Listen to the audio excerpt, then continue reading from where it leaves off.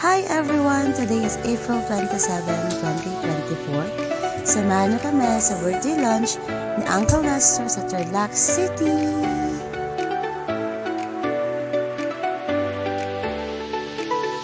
At nandito na si Uncle, ang ating birthday celebrant for today. And of course, kasama natin today si Nathaniel. First time niya mamimit almost lahat ng members ng aming family.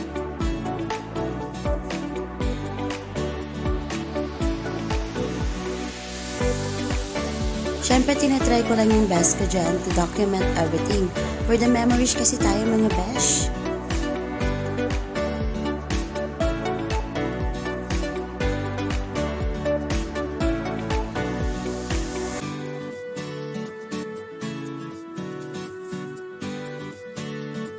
Either ma-document ko lahat ng ginaps today or mawawala ng memories yung cellphone ko. Kaya na lang bahala.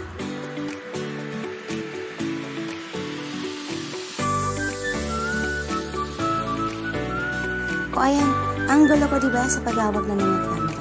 Ay, nako naman ka. So, dito nga pala kami sa Tarlac City sa lutong bahay Eat for Your Friends. So, tapat kami ng Sobo guys. At syempre, for the high naman ng mga persons, talagang support naman sila sa pagbibideo ko.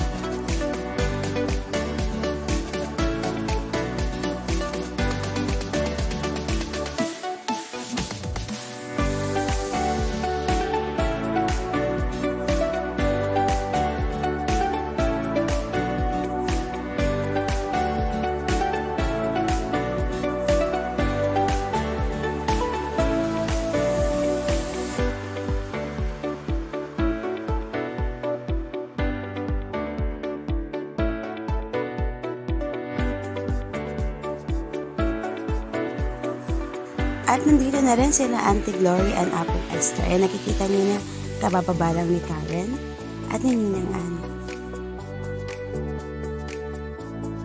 At syempre, nandiyan na si Karen at ang kanyang cute na bebe na si Kylie. Nandiyan na rin si Ninang Ann, ang ating fashionista na Ninang.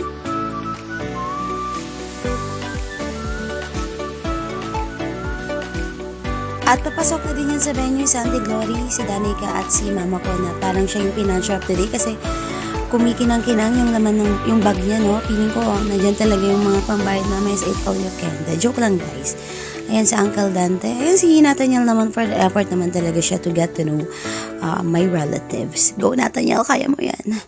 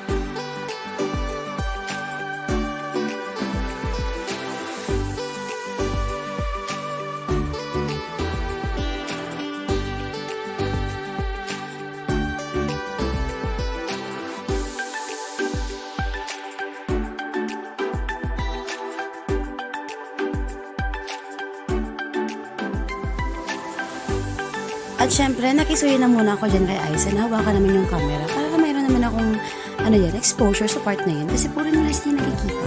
Na joke lang guys, ginusto ko naman to.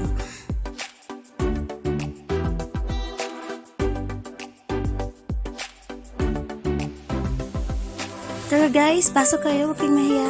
Kain lang, limited to. Sulitin natin. Na joke lang, libre pala ito ni Uncle.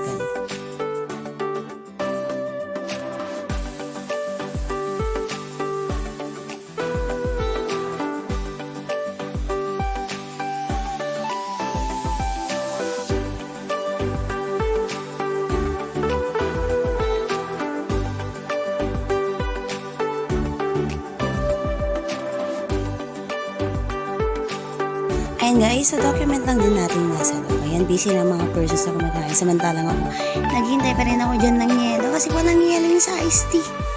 Nakaisang plato na sila ako, so wala pa akong nakain guys.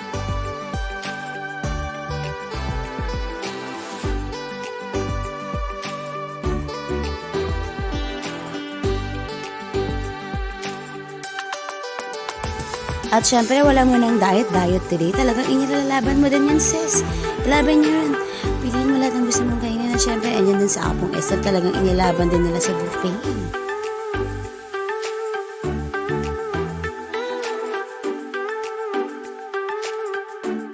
At sa susunod na video, pakinggan lang natin yung video message ni Auntie Glory. Nakakaiyak to, guys. Ernesto Castro. Ayan. Thank you for... Ma-upload to.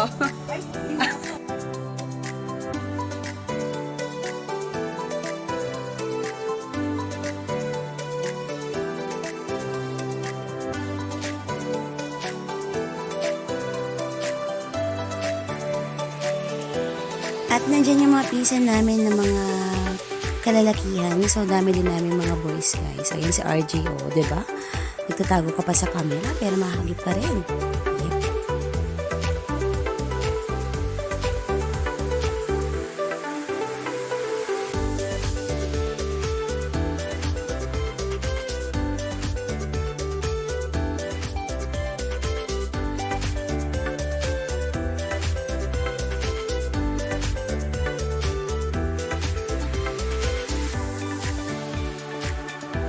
At try nyo na nga din dito, masasarap din yung mga pagkain. Nagustuhan namin talaga dyan yung chicharong bulaklak na nako, nakakatakot. Pero minsan lang naman.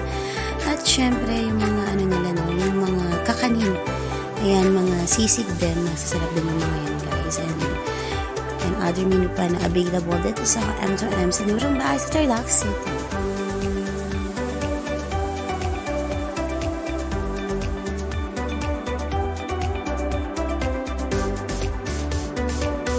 At yun na nga, after namin kumain sa Eat All You Can, pupunta pala kami sa monastery. Yan, so wala kami kaida-idea dito. Pero okay na rin, mas okay pa rin kasi ang bigyan. At nauna na pala dyan umuwi si na Uncle na Strats Alban at Auntie Linda. So wala man kaming picture na buo sa Eat All You Can. So feeling ko yung group picture ay doon na lang sa monastery namin kukuhanin. At gagawa syempre ng remake kasi 2 years ago malilit pa yung mga bagets, ngayon mas malalaki na sila.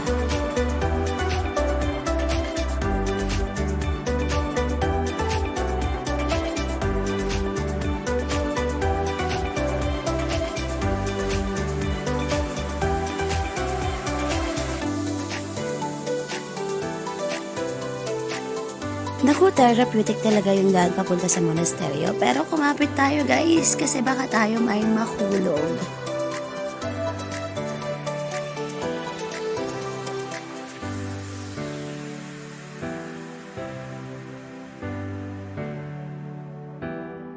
At ito naman yung mga street foods guys sa monasteryo. Ang saya lang kasing tignan. At ayan na nga, so sinatan niya muna nag-take ng group picture namin dito. Siyempre document natin para kasama pa rin siya sa video and sa picture. At naku, sino naman kasi mag-aakala? Talaga namang inilaban pa rin namin sa Limya Kupat. So yun na nga, after namin sa monastery, dumiretso kami sa Limya Kupat. Siyempre, para dyan kami magmimerienda. Konti pa siya din.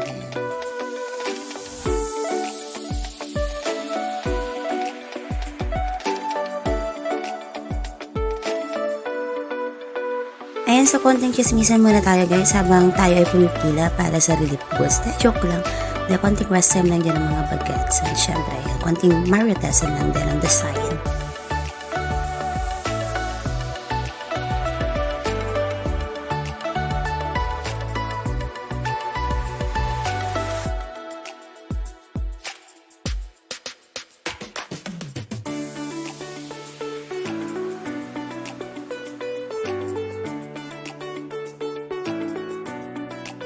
Pahangin muna din kanilang mga persons sa ilalim ng akasya. Ayan si Laura Esther.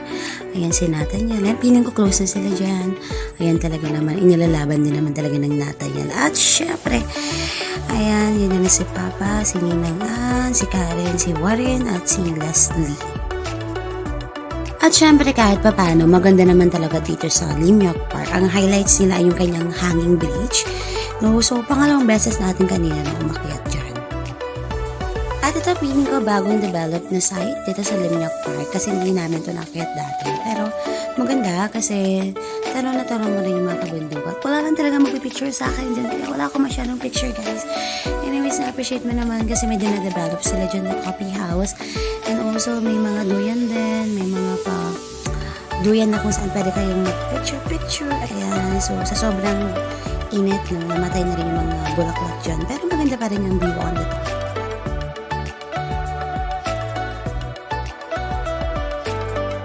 At syempre, ayan naman ang painting talaga naman. Yung nilalaban mo.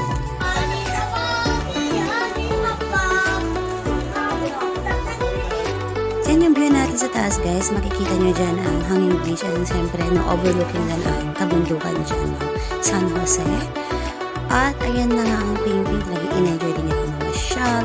Sa part na to, siya na rin makikita nyo, guys. No, puro video na niya yung makikita nyo sa part na ito. Talagang dinacommend din natin lahat.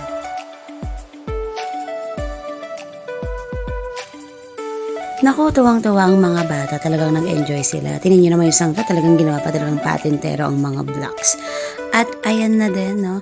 Thankful naman ako kasi at that moment, game na game naman si Ping Ping. Ayan, sabay-sabay tayong bumaliktad, no, sa ano ng ating camera. Ayan, kasi nagtitik kasi ako ng picture that time, guys.